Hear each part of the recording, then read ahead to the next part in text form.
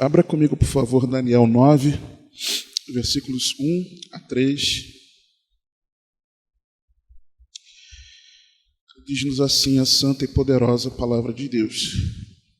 No ano 1º de Dario, filho de Assuero, da linhagem dos Medos, o qual foi constituído rei sobre o reino dos caldeus, no 1º ano do seu reinado, eu, Daniel, entendi pelos livros que o número dos anos de que falara o Senhor ao profeta Jeremias, em que haviam de cumprir-se as desolações de Jerusalém, era de 70 anos, e eu dirigi o meu rosto ao Senhor Deus, para o buscar com oração e súplicas, com jejum e saco e cinza. Amém? Você pode se assentar.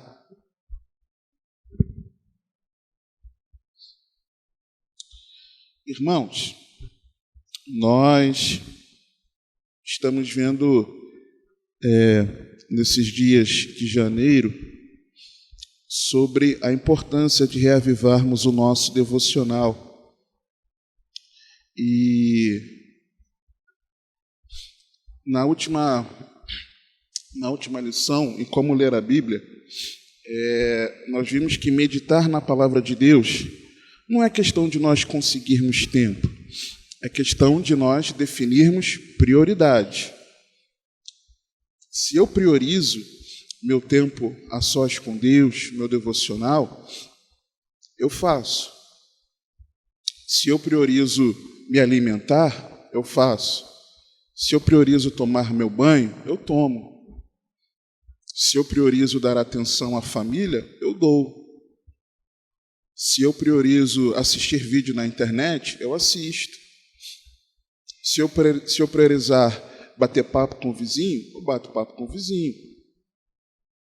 É questão de prioridade. Vimos também que é preciso evitar algumas abordagens equivocadas. Não vou falar delas novamente. Você assiste lá, lê lá o PDF que eu compartilhei lá no grupo, que são boas se nós não nos atentarmos do que Deus quer nos comunicar na palavra. E às vezes nós nos equivocamos achando que aquilo é o correto.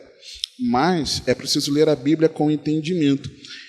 Algo que eu achei muito interessante, eu já tinha prestado atenção no versículo 2, quando ele diz assim, eu, Daniel, entendi pelos livros, já tinha prestado atenção que Daniel faz questão de dizer que era ele. Mas, lendo agora, nesse momento com vocês, é que eu me atentei que o entendi pelos livros é o que vem logo em seguida de eu, Daniel. Ou seja, eu não entendi a Bíblia porque alguém me ensinou. Não foi porque eu estava numa escola bíblica, mas foi porque foi na minha meditação pessoal. É isso que ele está dizendo aqui. Não foi no ensino, alguém me ensinando. Fui eu meditando, o Espírito Santo foi me dando entendimento dessa verdade. É o que é, de fato, o nosso devocional.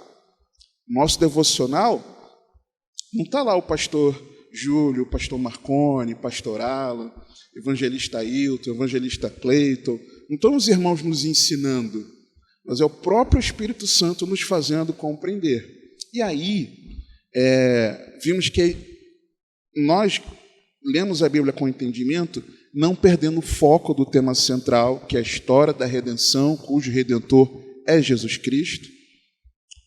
O próprio Senhor Jesus falou que as Escrituras, toda ela, desde Moisés, falavam sobre ele, e nós vimos também que no Novo Testamento é assim. A importância de conhecer toda a Bíblia, não apenas trechos dela, mas todas as Escrituras, de fazer isso orando pelo entendimento, de refletirmos sobre o texto, de olharmos o contexto histórico e cultural. Quem falou? Onde falou? Para quem falou? Por que falou? Para você entender, identificando a ideia central do texto, do que esse texto está falando, aplicando o significado do texto, e aquele momento que o Espírito Santo nos confronta, nos mostrando onde a nossa vida precisa se adequar a essas verdades, Perguntar aos mais experientes, não é vergonha perguntar. Tem dúvida, pergunte. Eu pergunto, tá? Então é importante. Buscar o que é prático para a fé. Eu sei que isso suscita muitas curiosidades meditando na palavra. Eu tenho várias. Mas, às vezes, quando eu vejo que eu estou investindo um tempo, além daquilo que seria o ideal, em algo que não vai me trazer coisas práticas para a minha caminhada de fé, eu deixo de lado. Eu faço assim. E a Bíblia nos instrui a isso. E também vimos que lemos a Bíblia com entendimento, entregando a Deus toda a glória. Deuteronômio 29, 29. Né? As coisas encobertas, não reveladas, elas pertencem ao Senhor. Só que se ser um cristão avivado, cheio do Espírito Santo, e aqui abro um parênteses, se não mudar, é possível que em breve nós vejamos na escola bíblica sobre sermos cheios do Espírito Santo. Existem algumas distorções do nosso entendimento que são importantes de serem esclarecidas. Então, se ser um cristão avivado, cheio do Espírito Santo, é compartilhar de um mesmo fogo que ilumina a mente enquanto aquece o coração, não basta apenas nós lermos a Bíblia com entendimento, mas é preciso que nós tenhamos uma vida de oração vibrante, sabe? Uma vida de oração vibrante. Não é apenas ler com entendimento a Bíblia. Ok, está correto, corretíssimo. Se não fazemos isso, estamos errados. Mas não é apenas isso. É fundamental nós termos uma vida de oração vibrante. Por quê?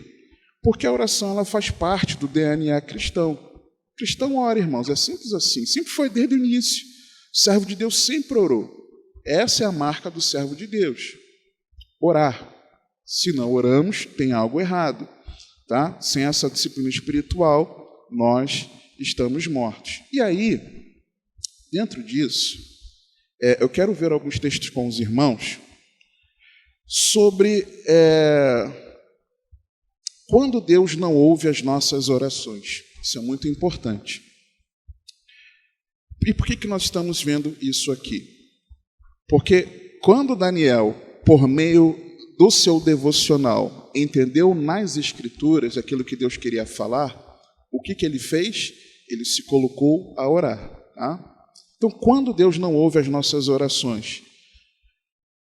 Primeiro, quando nós valorizamos a oração mais do que a palavra. Abra comigo Provérbios 28, 9.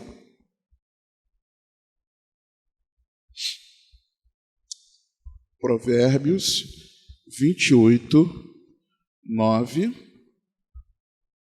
Eu já li esse texto com os irmãos há alguns domingos, mas eu quero lê-lo novamente. Diz assim: o que desvia os seus ouvidos de ouvir a lei, até a sua oração será abominável. Se você e eu, no nosso dia a dia, se nós achamos que somente orar é o nosso devocional, a nossa oração é abominável, irmãos. É simples assim. Se você não quer ler a Bíblia e não lê a Bíblia e você só ora, às vezes a tua oração até uma oração entregue, fervorosa, eu tenho um negócio para te falar. Para Deus isso é abominável. Tá? Então, Deus não ouve as nossas orações quando nós valorizamos a oração mais do que a palavra. Segundo, quando nós somos hipócritas, irmãos. Isaías, eu organizei aqui os textos para irem na sequência dos livros, fica mais fácil até para eu abrir também, que às vezes eu me perco. Isaías 1, é só você avançar alguns livros, versículos 11 a 15.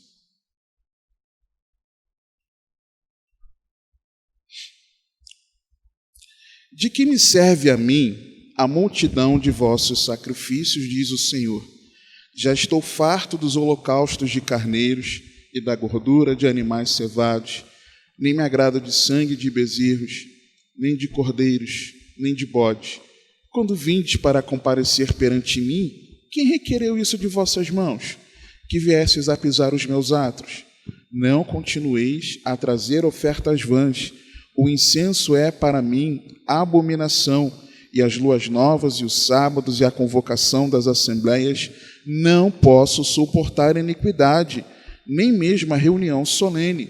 As vossas luas novas e as vossas solenidades, a minha alma as odeia, já me são pesadas, já estou cansado de as sofrer. Por isso, quando estendeis as vossas mãos, escondo de vós os meus olhos, e ainda que multipliqueis as vossas orações, não as ouvirei, porque as vossas mãos estão cheias de sangue. Um povo que queria ter uma prática religiosa hipócrita. Hipócrita. O coração desconectado de Deus nas suas práticas, mas para manter a liturgia da sua vida com Deus, entre aspas, ora. Então Deus não ouve as nossas orações quando nós somos hipócritas, quando não há uma motivação sincera no nosso coração, quando de verdade nós não queremos servir a Cristo. Deus não ouve as nossas orações. Terceiro, Deus não ouve as nossas orações quando nós quebramos a aliança com Deus. Jeremias 11, 9 a 14.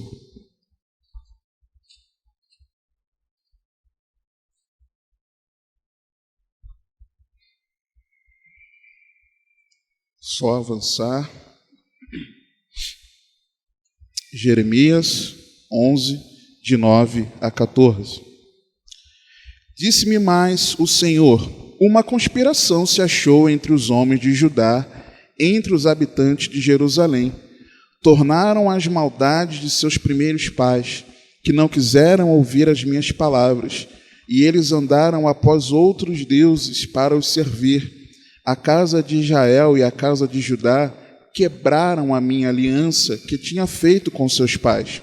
Portanto, assim diz o Senhor: eis que trarei mal sobre eles, de que não poderão escapar, e clamarão a mim, mas eu não os ouvirei. Então irão as cidades de Judá e os habitantes de Jerusalém, e clamarão aos deuses a quem eles queimaram incenso. Estes, porém, de nenhum modo os livrarão no tempo do seu mal, porque segundo o número das tuas cidades são os teus deuses, ó Judá, e segundo o número das ruas de Jerusalém levantastes altares à impudência, altares para queimar incenso a Baal. Tu, pois, não ores por este povo, nem levantes por ele clamor, nem oração, porque não os ouvirei no tempo em que eles clamarem a mim por causa do seu mal. E qual foi o mal? Quebraram a aliança. Quando você e eu quebramos a aliança com Deus, Deus não ouve as nossas orações. Jeremias 14, 4. Deus não ouve as nossas orações quando nós gostamos da coceira nos nossos ouvidos. Jeremias 14, 10 a 16. Assim diz o Senhor acerca deste povo: pois que tanto gostaram de andar errante e não retiveram seus pés, por isso o Senhor não se agrada deles, mas agora se lembrará da iniquidade deles e visitará os seus pecados. Disse-me mais o Senhor: não rogues por este povo para seu bem. Quando jejuarem, não ouvirei o seu clamor, e quando oferecerem holocaustos e ofertas de alimentos, não me agradarei deles. Antes eu os consumirei pela espada e pela fome e pela peste. Aí Jeremias foi interceder pelo povo, né? Que isso, Deus? Puxa, a culpa não é deles não, a culpa é dos pregadores.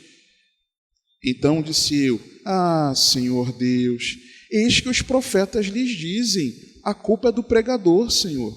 Não vereis espada e não tereis fome, antes vos darei paz verdadeira neste lugar. Senhor, é porque o pregador não pega o verdadeiro evangelho. Tadinho do povo. E disse-me o Senhor: os profetas profetizaram falsamente no meu nome. Nunca os enviei. Nem lhes dei ordem, nem lhes falei visão falsa, e adivinhação, e vaidade, e o engano do seu coração é o que eles vos profetizam. Portanto, Assim diz o Senhor acerca dos profetas que profetizam no meu nome, sem que eu os tenha mandado, e que dizem: nem espada, nem fome haverá nesta terra, a espada e a fome serão consumidos. Esses profetas. Os profetas, os pregadores, falsos pregadores, vão sofrer as consequências do seu pecado.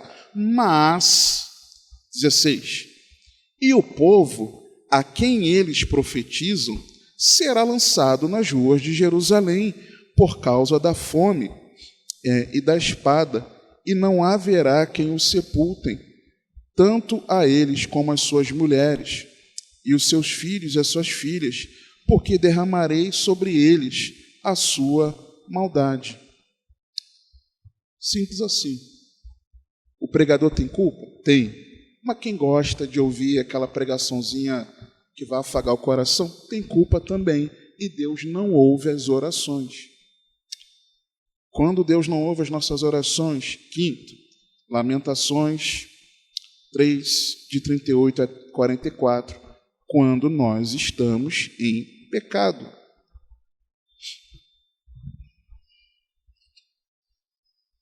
Lamentações 3, 38 a 44. Porventura da boca do Altíssimo não sai tanto mal como bem? De que se queixa, pois, o homem vivente? Queixe-se cada um dos seus pecados. Esquadrinhemos os nossos caminhos e provemo-los e voltemos para o Senhor.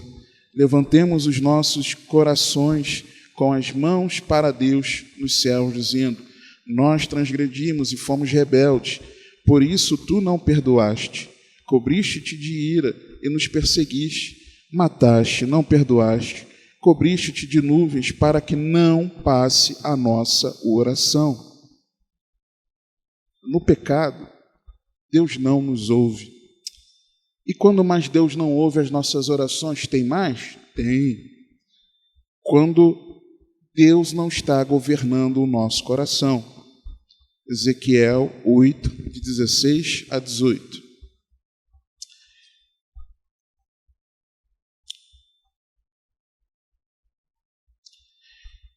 E levou-me para o átrio interior da casa do Senhor, e eis que estavam à entrada do templo do Senhor, entre o pórtico e o altar, cerca de 25 homens, de costas para o templo do Senhor, e com os rostos para o oriente, e eles, virados para o oriente, adoravam o sol. Então me disse: vês isto, filho do homem? Há porventura coisa mais leviana para a casa de Judá do que tais abominações que fazem aqui, havendo enchido a terra de violência, tornam a irritar-me, e hei-los a chegar o ramo ao seu nariz. Por isso também eu os tratarei com furor. O meu olho não poupará, nem terei piedade, ainda que me gritem aos ouvidos com grande voz, contudo não os ouvirei. Um povo de costas para o templo do Senhor, mas voltados para o sol, adorando o sol, idolatrando o sol. Pessoas que viram as costas para Cristo, mas colocam qualquer outra coisa, qualquer coisa ou qualquer outra pessoa no seu coração. Deus não ouve a oração. Quando o nosso coração é idólatra, Deus não ouve a nossa oração. Nem quando nós idolatramos um falso Jesus, uma falsa imagem que nós temos de Cristo. Por exemplo, de que Cristo é o abençoador. Eu busco ao Senhor porque Ele me abençoa. Então, quando eu busco a Cristo por isso, eu estou idolatrando uma falsa imagem de Jesus. Deus não ouve as nossas orações, irmãos. Quando mais? Miqueias, quando nós invertemos valores. Avança, por favor, alguns bons livros aí dos profetas: Ezequiel e Daniel, Oséias, Joel, Amós, Obadias, Jonas, Miqueias. Capítulo 3, versos 1 a 4. E disse eu: ouvi, peço-vos, ó chefes de Jacó, e vós, príncipes da casa de Israel, não é a vós que pertence saber o juízo? A vós que odiais o bem e amais o mal, que arrancais a pele de cima deles e a carne de cima dos seus ossos, e que comeis a carne do meu povo, e lhes arrancais a pele, e lhes esmiuçais os ossos, e os repartis como para a panela e como carne dentro do caldeirão. Então clamarão ao Senhor, mas não os ouvirá. Antes esconderá deles a sua face naquele tempo, visto que eles fizeram mal nas suas obras. Pessoas que odeiam o bem e amam o mal, invertendo valores. Quando aquilo que é o certo você rejeita e aquilo que é o errado você abraça, Deus não ouve a sua oração. Deus não ouve a minha oração. Oitavo, quando Deus não ouve as nossas orações? Quando nós resistimos ao confronto da palavra de Deus. Zacarias 7, 8 a 13. Avança, por favor. Miqueias, Naum, Abacuque, Sofonias, Ageu, Zacarias. Capítulo 7, versos 8 a 13.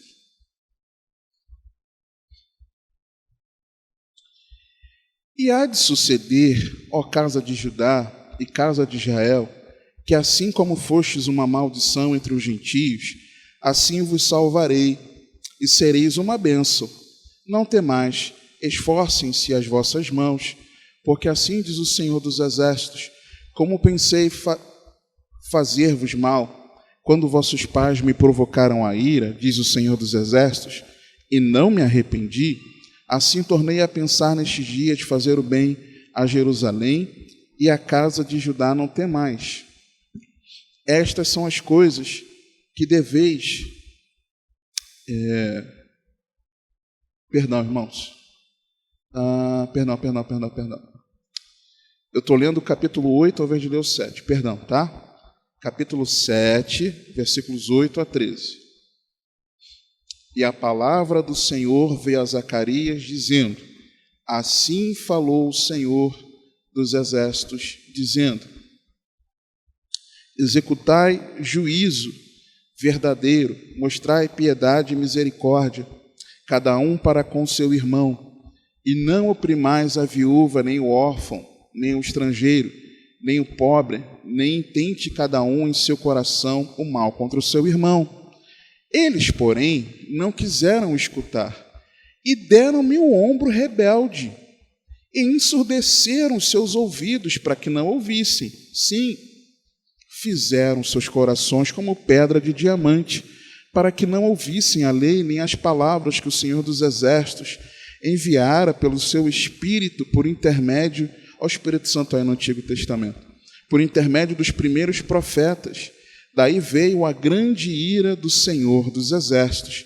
E aconteceu que, assim como ele clamou, e eles não ouviram, também eles clamaram, e eu não ouvi, diz o Senhor dos Exércitos. Deus, através do Espírito Santo, usando os profetas para confrontar o pecado. O povo deu de ombro, deu de ombro. Sabe quando alguém está falando, a criança, quando está de birra com o pai e a mãe, e dá de ombro? Desde nenenzinho já faz isso, né? É assim, quando Deus está nos confrontando e nós nos achamos crescidos e damos de ombro, Deus não ouve a nossa oração. Nono, Deus não ouve a nossa oração quando nós somos soberbos. Lucas 18, Evangelho de Jesus segundo escreveu Lucas, capítulo 18, versos 9 a 14. E disse também esta parábola a uns que confiavam em si mesmos, crendo que eram justos e desprezavam os outros. 2 homens subiram ao templo para orar, um fariseu e o outro publicano. O fariseu, estando em pé, orava consigo desta maneira: Ó Deus, graças te dou porque não sou como os demais homens, roubadores, injustos e adúlteros, nem ainda como este publicano. Jejuo 2 vezes na semana e dou dízimos de tudo quanto possuo. O publicano, porém, estando em pé, de longe, nem ainda queria levantar os olhos ao céu, mas batia no peito, dizendo: ó Deus, tem misericórdia de mim, pecador. Digo-vos que este desceu justificado para a sua casa, e não aquele, porque qualquer que a si mesmo se exalta, será humilhado, e qualquer que a si mesmo se humilha, será exaltado. Parar por aqui. Então, temos várias razões pelas quais Deus não se atenta às nossas orações. Está na Bíblia. E esse último caso aqui, na verdade, irmãos, pela misericórdia de Deus, Deus nos dá a oportunidade de arrependimento. Mas eu já incorri todas essas situações aqui, irmãos. Todas essas, sem exceção. Todas elas. Eu lembro a última, isso aqui do fariseu. Senhor, graças te dou, porque eu não sou como esses homens. Eu me lembro certa vez que eu fui orar, antes de eu pregar, eu não lembro quantos anos atrás, aqui, né? Desse lugar aqui. E aí veio uma seta na minha mente. Senhor, graças eu te dou, porque nós estamos aqui reunidos. Nós não somos como esses que estão lá fora, que rejeitam a sua palavra, que preferem viver na prática do pecado. Quase que faltou falar assim: bem feito para eles que ainda não te conheceram. Aí o Espírito Santo, gritou assim no meu ouvido. Aí eu parei. Aí eu, irmãos, me perdoa. Estou falando bobagem aqui. O diabo jogou uma seta aqui na minha mente. Está repreendido em nome do Senhor Jesus. Eu vou pedir perdão, só eu voltei à oração. Então isso acontece, irmãos. Não é difícil nós incorrermos aqui nessas situações. E aí, vimos algumas dessas situações, mas algumas coisas importantes sobre a visão do Senhor Jesus Cristo a respeito da oração. Por quê? Aproveitando que você está com Lucas aberto, vamos para o capítulo 11, já nós voltamos para o 18. Lucas 11, para Cristo, a oração ela é fundamental. Por quê? Versículo 1 ao versículo 4. E aconteceu que, estando ele a orar num certo lugar, ele, o Senhor Jesus, quando acabou, lhe disse um dos seus discípulos: Senhor, ensina-nos a orar, como também João ensinou aos seus discípulos. E ele lhes disse: quando orardes, dizei: Pai nosso, que estás nos céus, santificado seja o teu nome. Venha o teu reino, seja feita a tua vontade, assim na terra como no céu. Dá-nos cada dia o nosso pão cotidiano e perdoa-nos os nossos pecados, pois também nós perdoamos a qualquer que nos deve, e não nos conduzas à tentação, mas livra-nos do mal. Nós não encontramos, eu pelo menos, não me lembro, de nenhum outro pedido dos discípulos para que Jesus os ensinasse. Jesus nos ensina a pregar. Jesus nos ensina a realizar milagres. Nos ensina a aconselhar, a visitar, a evangelizar. Nos ensina, Senhor, a amar. Nada disso. Mas nós vemos aqui a Bíblia registrando, deles pedindo para que Jesus os ensinasse a orar. Foi o que o Espírito Santo fez questão de nos deixar registrado. E Jesus não deixou de ensinar, pelo contrário, Jesus ensinou. Para aquele discípulo, aquilo era o fundamental. Para Jesus, que o ensinou, de fato, aquilo era o fundamental. E Jesus ensinou. Então, para Jesus, eu enxergo que, para ele, a oração ela é fundamental. Outra verdade é que para Jesus Cristo a oração demonstra perseverança na caminhada. Do versículo 5 a 10. Disse-lhes também: qual de vós terá um amigo, e se for procurá-lo à meia-noite, lhe disser: amigo, empresta-me 3 pães, pois que um amigo meu chegou à minha casa vindo de caminho, e não tenho que apresentar-lhe. Se ele, respondendo de dentro, disser: não me importunes, já está a porta fechada, e os meus filhos estão comigo na cama, não posso levantar-me para te dar. Digo-vos que, ainda que não se levante a dar-lhes, por ser seu amigo, levantar-se-á, todavia, por causa da sua importunação, e lhe dará tudo o que houver mister. E eu vos digo a vós: pedi, e dar-se-vos-á; buscai, e achareis; batei, e abrir-se-vos-á. Porque qualquer que pede, recebe, e quem busca, acha, e a quem bate, abrir-se-lhe-á.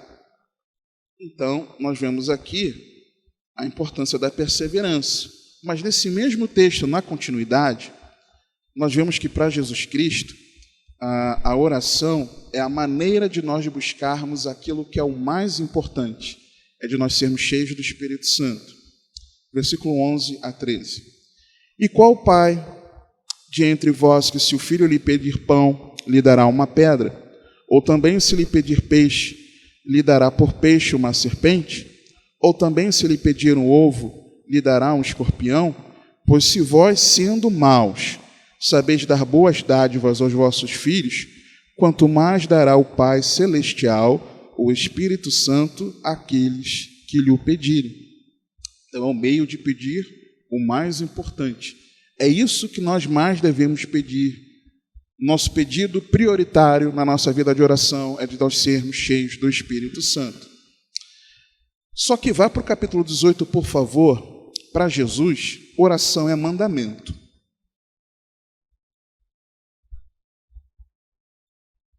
Que isso, irmão? Estou começando a pregar heresia, ensinar heresia.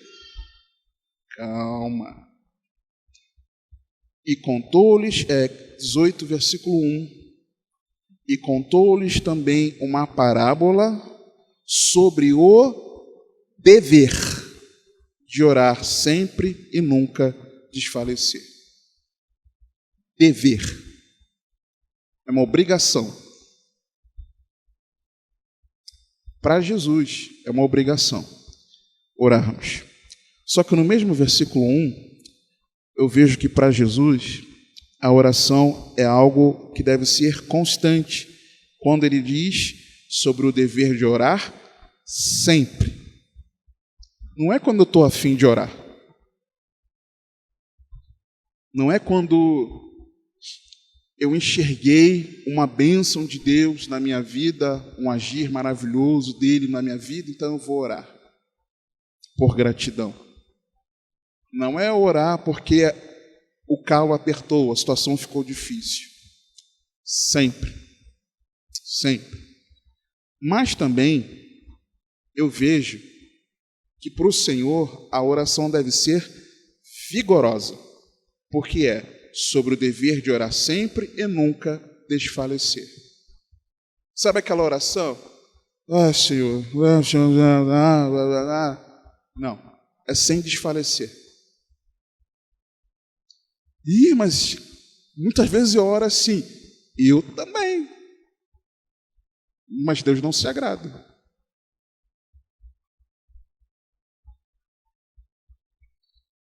Complicou para o nosso lado, né?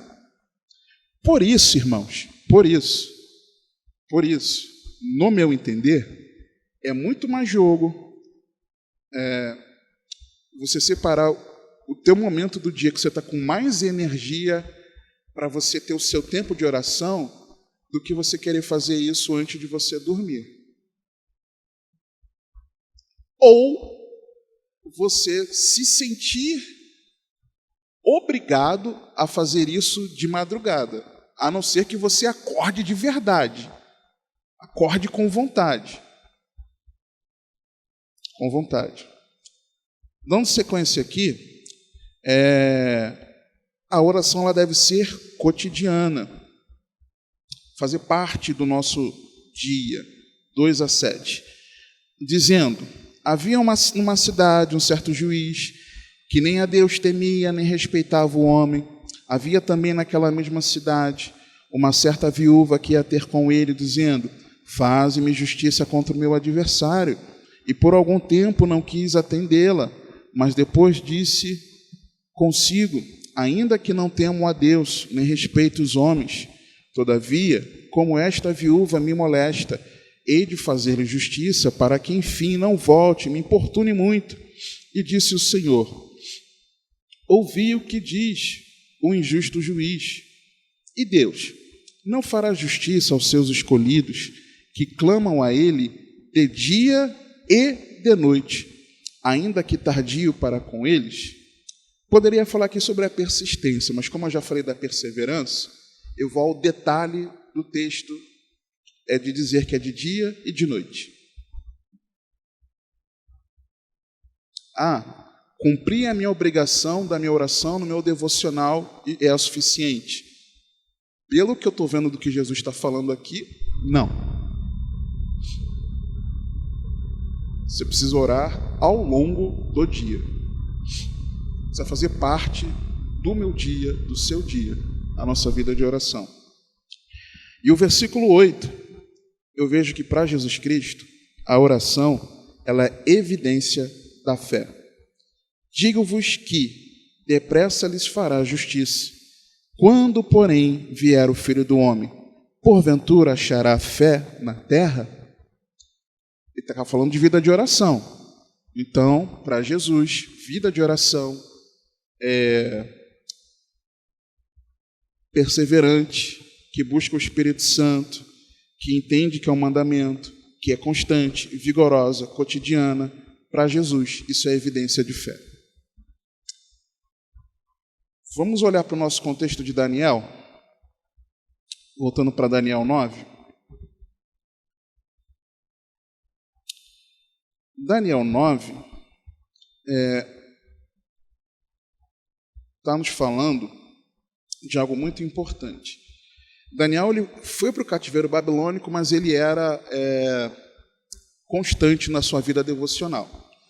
Então, motivado pelo entendimento dele pessoal das Escrituras, lá do texto de Jeremias, já vou ler com os irmãos, ele entendeu e se colocou a buscar a Deus em oração. E o que Daniel entendeu? Vamos ver aqui o versículo 2 e 3. No primeiro ano do seu reinado, eu, Daniel, entendi pelos livros que o número dos anos de que falara o Senhor ao profeta Jeremias, em que haviam de cumprir-se as desolações de Jerusalém, era de 70 anos. E eu dirigi o meu rosto ao Senhor Deus, para o buscar com oração e súplicas, com jejum e saco e cinza. Vá comigo a Jeremias 29, por favor. Aí você vai precisar voltar um pouco. Jeremias 29, de 10 a 14.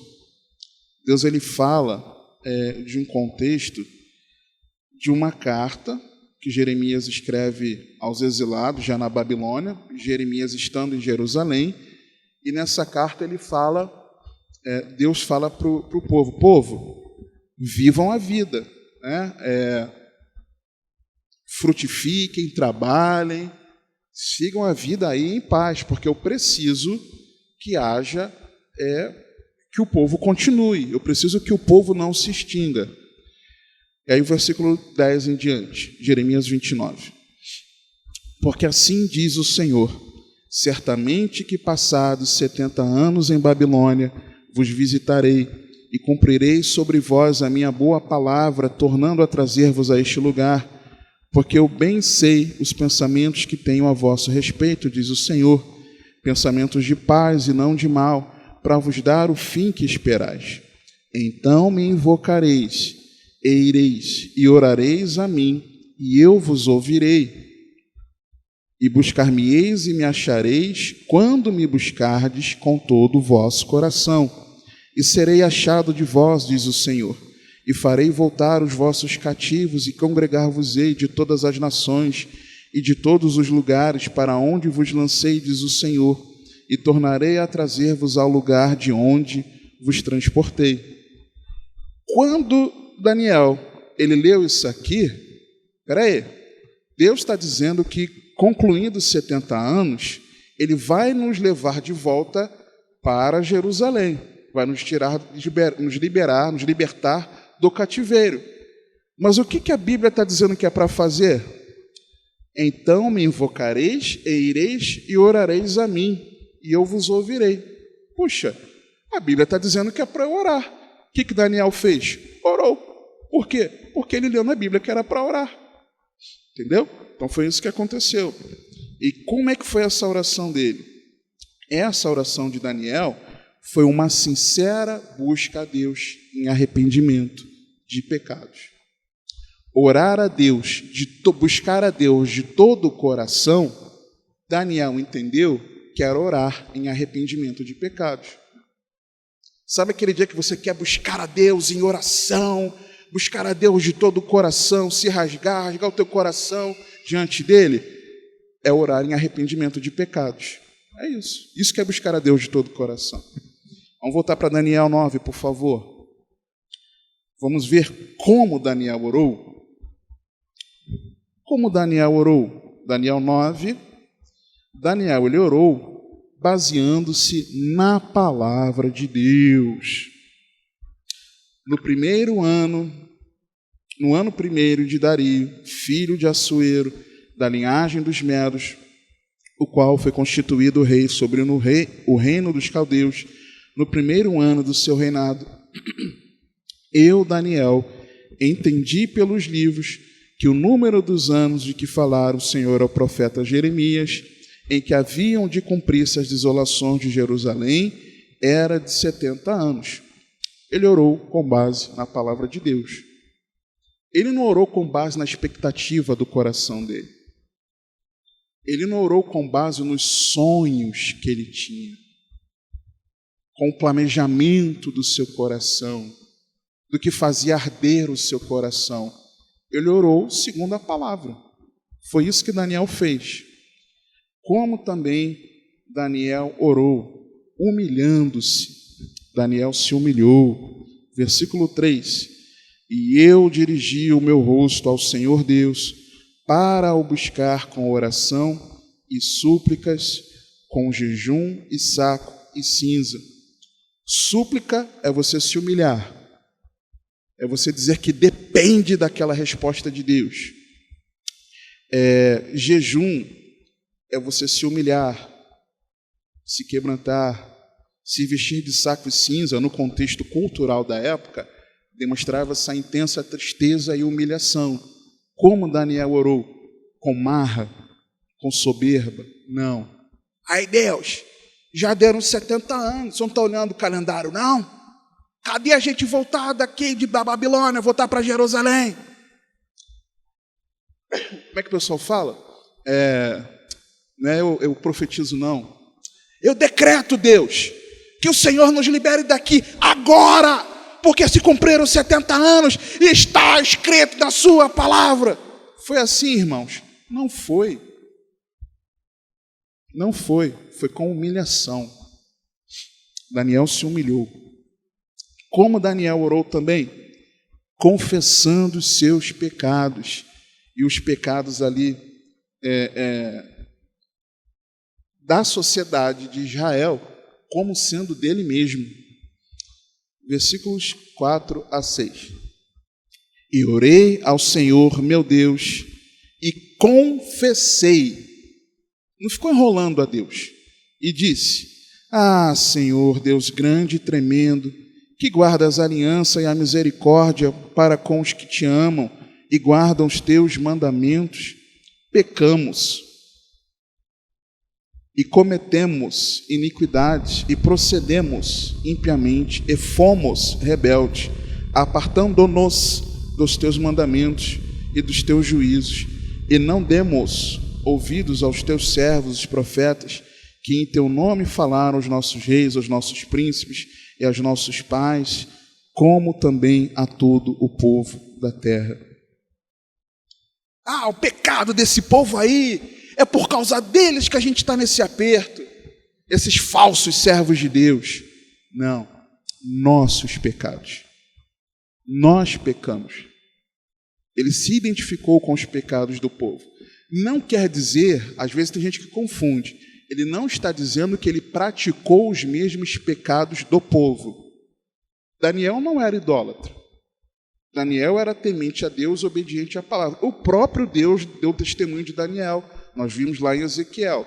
Então, Daniel não cometeu esses pecados aqui. Pode ter cometido outros na sua vida particular. Mas ele entendeu que se a sociedade pecou, ele também pecou. É simples. Ele entendeu isso. Então, confessando os pecados. Como Daniel orou? Reconhecendo as suas misérias. Versículos 7 a 14. A ti, ó Senhor, pertence a justiça, mas a nós a confusão de rosto, como hoje se vê.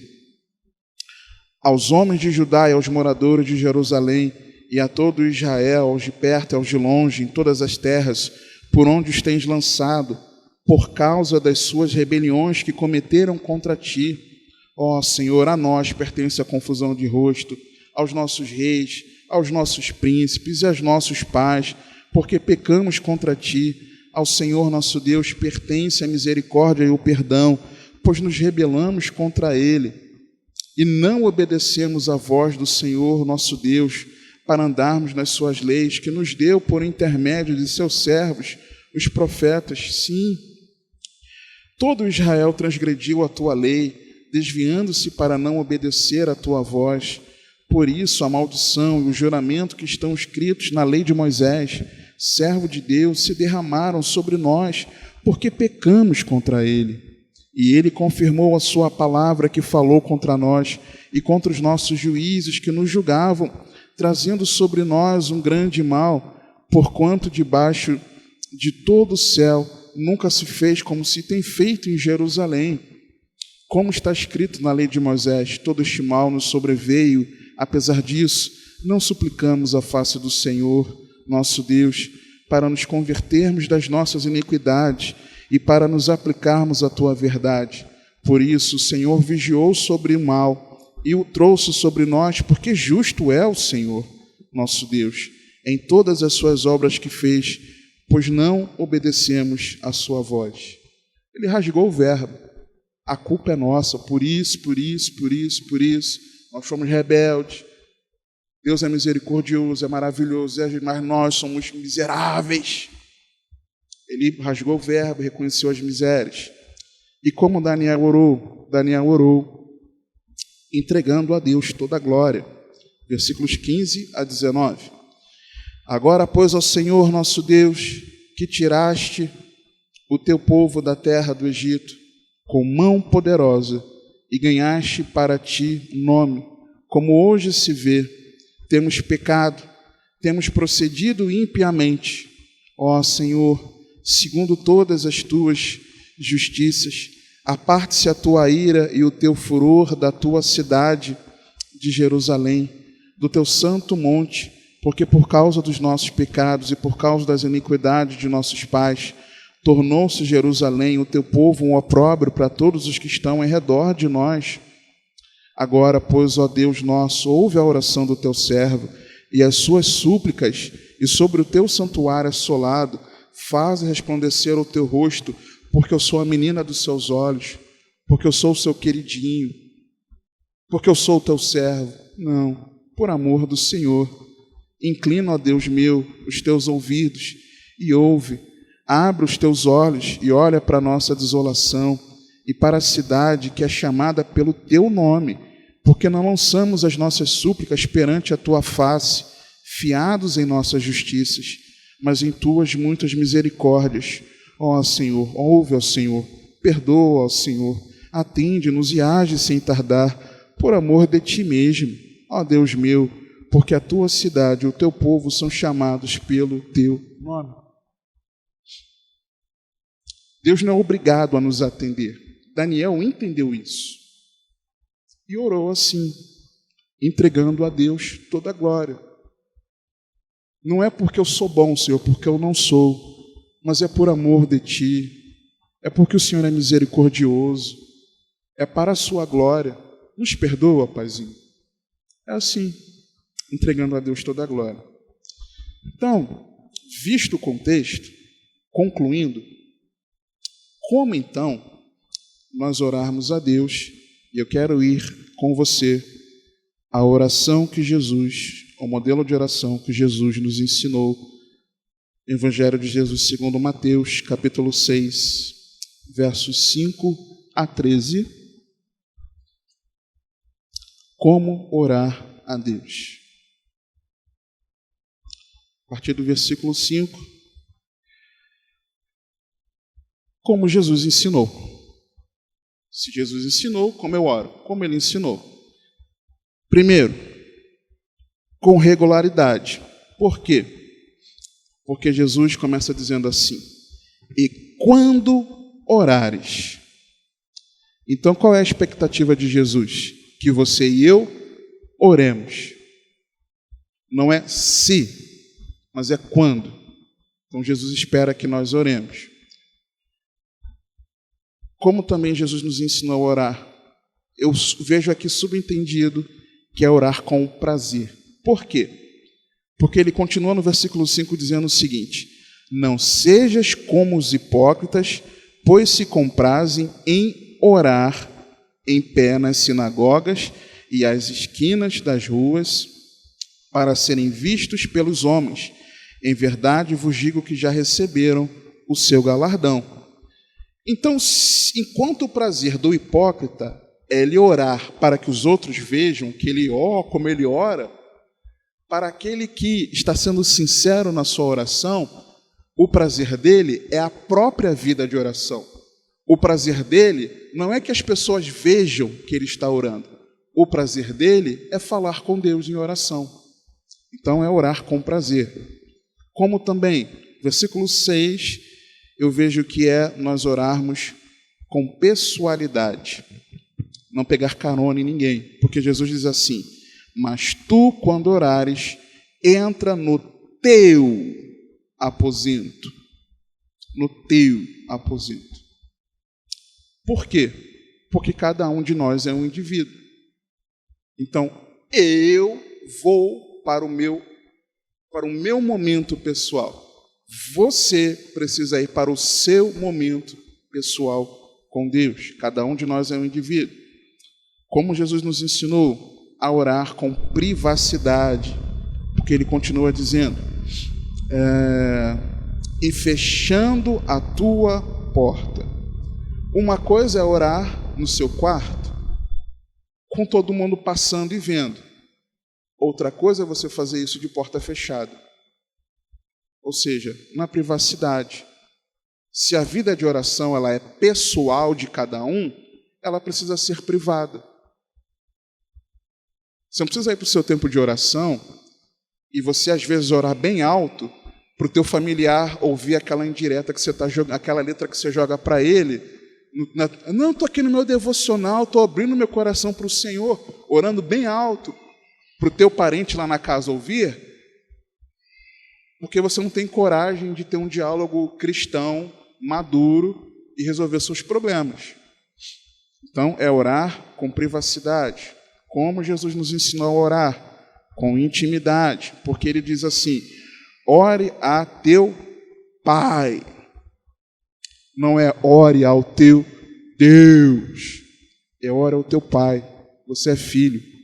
Se você entregou seu coração a Jesus Cristo, sinceramente, rendeu o seu coração, compreendendo o Evangelho e correspondendo, você agora chama Deus de Pai. E o filho tem intimidade com o Pai. O filho tem acesso ao Pai. Quer ver uma coisa? Eu estou fazendo minhas coisas no meu dia a dia e trabalho em casa. E minha filha entende, né, que eu estou ali nas atividades, ela procura respeitar, mas filho é filho, né, pai é pai, então ela, de vez em quando ela quer conversar, quer interagir, quer me entregar um bilhetinho, uma artezinha que ela fez, papai te amo, quer interagir, quer saber se eu preciso de água, quer estar ali. E se alguém me ligar, né, quebra meu raciocínio, me atrapalha, né? Às vezes eu não atendo assim de imediato, né? Procuro não estar sempre consultando mensagem, mas quando ela vem para falar comigo, quebra o meu coração e eu falo. Por quê? Porque eu sou pai. Então, o filho tem acesso ao pai. Então, quando nós orarmos, ó grandioso Deus Todo-Poderoso que governa o universo, de fato isso é verdade. Mas por que também não orarmos, Paizinho amado, querido? Entendeu? Então, ore com essa intimidade. Nós devemos orar com reverência a Deus, certo? Mas isso não pode fazer com que nós estejamos apartados de Deus. O profeta diz, agora fiquei na dúvida se é Isaías ou Jeremias, que Deus, acho que é Isaías, que Deus habita no alto sublime trono, mas também com o coração contrito, quebrantado. Temos que ter reverência? Temos, mas intimidade. Agora nós temos acesso ao Pai. Jesus também nos ensinou a orarmos com fé. Por quê? Ele continuou dizendo o seguinte, ora ao teu Pai que está em secreto, e teu Pai que vem em secreto te recompensará publicamente. Claro, o secreto indica sim, de que as pessoas não estão nos vendo, no nosso momento privado, íntimo, sim. Mas o secreto é mais do que esse ambiente privado em que nós estamos ali na oração. Por quê? Deus está aqui neste lugar? Está. Se você for para o seu quarto orar, Deus estará lá? Sim. Se você estiver na sua sala orando em família, Deus está lá? Sim.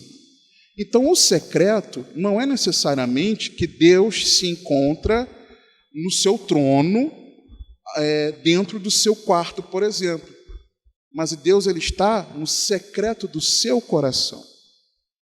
É você orar a alguém que quando você chega no teu quarto, ele não está lá, visualmente, mas você sabe que ele está no secreto do teu coração. É você orar com fé a um Deus que você não está vendo, mas você sabe que ele é real. Então, Jesus nos ensinou a orar com fé. Jesus nos ensinou, no versículo 7, a nós orarmos com objetividade, sem bromação, irmãos. E orando não useis de vãs repetições como os gentios que pensam que por muito falarem serão ouvidos. Tenha foco, não enrole. Às vezes a gente quer ficar enrolando, né, dando voltas. Deus não precisa disso, irmãos, é papum.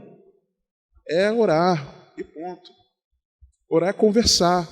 Né? Igual você conversa com alguém e você percebe que a pessoa está falando com você, você percebe que a pessoa está enrolando até ela chegar às vias de fato do que ela quer falar. Às vezes nós fazemos assim na oração. Então, oremos com objetividade. Mais uma, com sinceridade, porque ele diz assim, no versículo 8, não vos assemelheis, pois, a eles, aos gentios, porque vosso Pai sabe o que vos é necessário antes de vós lhe pedirdes. Ele sabe, irmãos. Ele sabe. Não tem quando você era criança, e nós fazíamos bobagem, e nós íamos conversar com o pai e com a mãe, e nós não sabíamos se eles sabiam ou não sabiam, e aí na hora a gente descobria que eles sabiam da bobagem que a gente tinha feito. Deus sabe. Não adianta enrolar. Deus sabe. Então confessa logo, abre o jogo, fala a verdade, né? Seja sincero, sem verniz, sem máscara, sem fingimento. Fala a verdade diante de Deus. Só que ele fala o seguinte, o vosso Pai sabe o que vos é necessário, ou seja, ore com necessidade. Por quê? Jesus sabe, Deus sabe aquilo que nós precisamos e aquilo que nós queremos. Mas Jesus não disse que porque vosso Pai sabe o que vós desejais, o que vos é o desejo. Não. Ou seja, Jesus está dando a letra para a gente. Peça o que você precisa, não o que você quer. Vosso Pai sabe o que é o necessário. Não é o vosso Pai sabe o que você deseja. Deus sabe? Claro que sabe. Mas Jesus mandou orar sobre aquilo que é o necessário. E muitas vezes, lembro lá de Tiago, né? Pedis e pedis mal, porque pedis para vossos deleites. Tiago nos ensina isso. Então, pedindo por aquilo que é a necessidade. Ore com base bíblica. Versículo 9. Parte A. Portanto, vós orareis assim. Assim como? Assim como Jesus está falando. Então, ore com base nos ensinos do Senhor. Ore sem egoísmo, porque ele diz, Pai nosso. É para chamar de Pai, mas ele não é apenas o meu Pai, mas ele é o nosso Pai. Se é Pai nosso, eu preciso orar sem egoísmo. Eu preciso ser um intercessor. Na oração, eu não posso orar apenas por mim. Eu preciso orar também pelos meus irmãos. Não adianta orar só pelas minhas necessidades, mas eu preciso orar pelas necessidades de vocês também, pelas dificuldades que vocês estão passando. Precisamos fazer assim. Como Jesus nos ensinou a orarmos também com reverência, porque ele diz, Pai nosso que estás nos céus. Onde Deus está nos céus? Assentado no alto, sublime trono. Então é para ter intimidade? Mas também é para ter reverência. E aí, Deus? Não, reverência. Você está falando com Deus. Você não está falando com um colega. Não tem quando o pai e a mãe falam, você está falando com quem? Está falando com seus coleguinhas da rua? Imagina a gente falando assim com Deus. Então, se nós, que somos maus, exigimos isso dos nossos filhos, que dirá nosso Pai Celestial exigir isso de nós? Ore com temor também, irmãos. É o Pai nosso que está nos céus, santificado, separado, consagrado, seja o teu nome. É para orar com temor, porque Deus é santo, santo, santo, e porque todos pecaram, estão destituídos da glória de Deus. É para orar com temor. Como orar? Como Jesus nos ensinou, com prioridade no reino de Deus. Versículo 10, parte A. Venha o teu reino. Venha o teu reino. Não é venha qualquer outra coisa. Venha o teu reino. Governe, Senhor. Toma conta. Não tem quando eu falo que o Senhor te abençoe e te guarde, que Ele te conduza e governe a sua vida? É isso que eu estou falando, que venha o teu reino, que o reino de Deus seja sobre a sua vida. Jesus também nos ensinou a orar com renúncia, porque na continuação do versículo 10, seja feita a tua vontade. Não é seja feita a minha vontade, mas seja feita a tua vontade. É o que, Senhor, a minha necessidade, eu entendo que é essa, mas seja feita a sua vontade. Bem? No versículo 11, Jesus nos ensina a nós orarmos com contentamento. A casa própria, maravilhosa, a mansão de 10 quartos, 15 banheiros, suítes, e isso nos dá todos os dias? Não. O pão nosso de cada dia nos dá hoje. Com contentamento. Orar com contentamento. Senhor, obrigado por aquilo que o Senhor já tem feito na minha vida, e eu oro pelo teu cuidado nesse dia, oro pela tua provisão, oro pelo meu trabalho, com contentamento. Senhor, me dá aquela Ferrari. Não, é o pão de cada dia. Jesus que ensinou, irmãos. Mas eu não tenho que orar pelo carro, pelo modelo, pela cor do carro, eu não tenho que orar assim? Não. Eu não li isso na Bíblia, não, nunca li. Se você já leu. Versículo 12. Orar em arrependimento de pecados. Jesus nos ensinou. Versículo 12. E perdoa-nos as nossas dívidas, assim como nós perdoamos aos nossos devedores. E esse detalhe, irmãos, a única coisa que Jesus fez questão de explicar nesse modelo de oração é isso aqui, versículos 14 e 15. Porque se perdoardes aos homens as suas ofensas, também vosso Pai Celestial vos perdoará a vós. Se, porém, não perdoardes aos homens as suas ofensas, também vosso Pai vos não perdoará as vossas ofensas. Então, o foco resolveu o problema do seu pecado. Vai se arrepender do seu pecado. E eu vou me arrepender do meu pecado. E somente somos perdoados, tão somente se confessarmos a Deus e perdoarmos a quem nos ofendeu. Então, ore em arrependimento de pecados. Ore com humildade, versículo 13, parte A, e não nos conduzas à tentação. Por quê? Porque se Deus é um Deus soberano, Ele pode permitir que eu viva um momento de dificuldade numa tentação, ou Ele pode me guardar de eu ser conduzido ao momento dessa dificuldade. Então eu preciso orar com humildade. Senhor, eu sei que o Senhor pode permitir que isso aconteça na minha vida, mas por favor, me ajuda, não me conduza nisso, porque eu acho que eu não vou aguentar. Ore com humildade. Penúltimo lugar, parte B do versículo, mas livra-nos do mal. Ou seja, o mesmo Deus que é soberano para não nos conduzir a uma situação difícil, é o mesmo Deus que tem poder de nos livrar do mal. E você e eu precisamos confiar que no Senhor nós estamos guardados. Orar com confiança em Deus, que Ele nos guarda. E em último lugar, a parte C do versículo 13, porque teu é o reino e o poder e a glória para sempre. Amém. Ore, como poderia ser diferente, entregando a Deus toda a glória. Essa parte final aqui, ela é chamada de doxologia, é um louvor a Deus.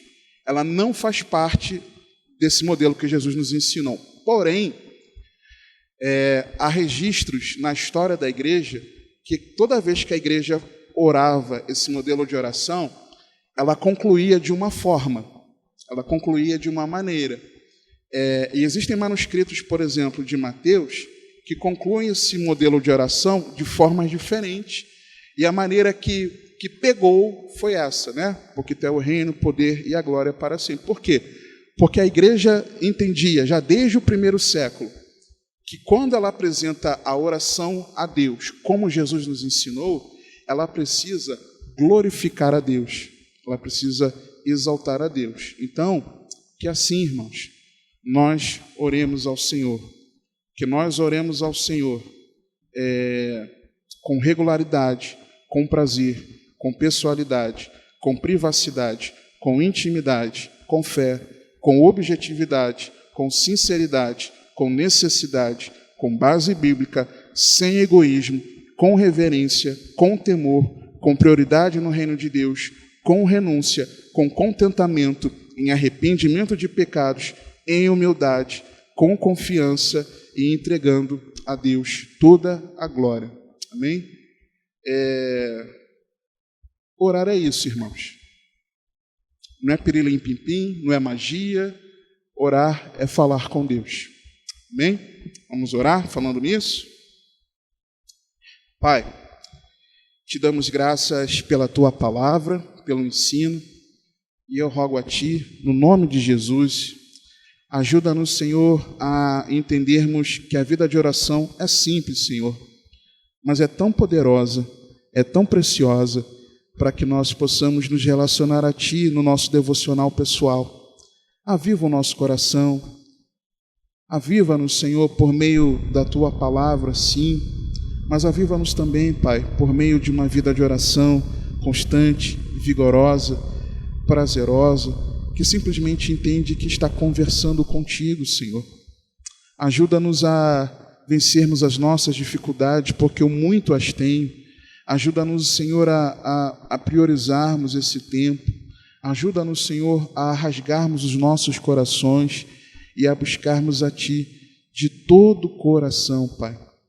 Ajuda-nos a orarmos, não para a nossa glória, não para atender os nossos desejos, mas para que o Seu nome seja glorificado. Ajuda-nos a entender que mais do que ser um meio que o Senhor age poderosamente em nossas vidas, nos guarda, nos livra, mas a oração, Pai, é um meio de relacionamento contigo, é a comunicação, Senhor, do nosso espírito regenerado com Teu Espírito Santo. Ajuda-nos, Senhor. E quando nós não conseguimos expressar, Pai, aquilo que convém na oração, nós sabemos pela Tua palavra que o Teu Espírito intercede por nós com gemidos inexprimíveis, Senhor. E é nisso que eu descanso, Senhor. É nisso que eu descanso. E que cada um de nós possa descansar nessa verdade. Que nós não sabemos orar como convém, mas que na nossa dificuldade o Teu Espírito nos ajude. Encha-nos, Senhor, do Teu Espírito por meio da nossa vida de oração. Aviva-nos, Senhor, para a honra, glória e louvor do Teu santo nome. Nós oramos no nome do Senhor Jesus.